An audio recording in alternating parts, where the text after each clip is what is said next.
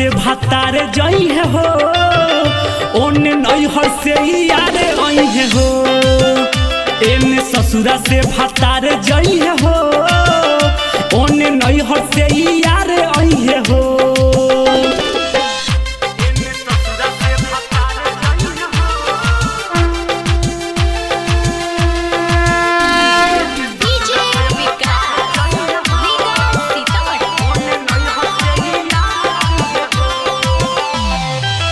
कांवर के पनिया से धोई है चरनिया, सैया के बनल विचार हो।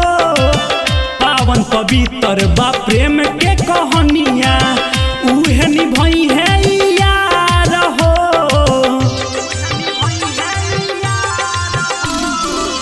कांवर के पनिया से धोई है चरनिया, सैया के बनल विचार हो। पावन पवित्र बा प्रेम के कहानिया, उहे निभई है यार हो।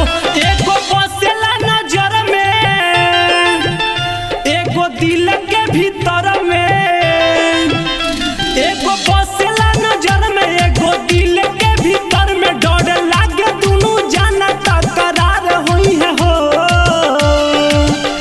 एने ससुरा से भातार जई है हो, ओने नैहर से यार आई है हो।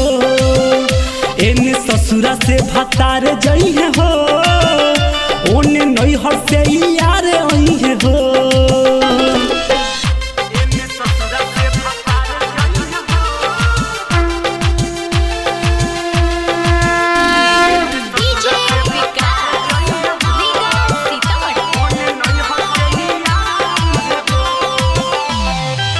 राइटर चंदन चन चल के जिंदगिया, रखी है शिवजिया बाद हो। दीपक चंदन से लागल पीरितिया, टूटी न मुअलो के बाद हो।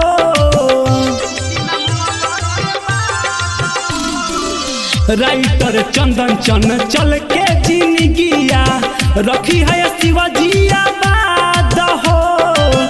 दीपक चंदन से लागल पीरितिया, टूट न मुअलो के बाद हो। एगो 7 जन्म के, एगो प्यार बचपन के। एगो 7 जन्म के, एगो प्यार बचपन के। दूगो दिल में एक जान ही करार होई है हो।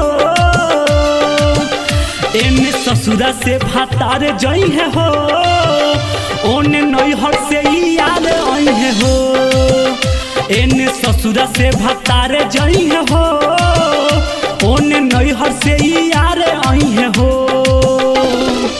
Mix by Chandan Pandey.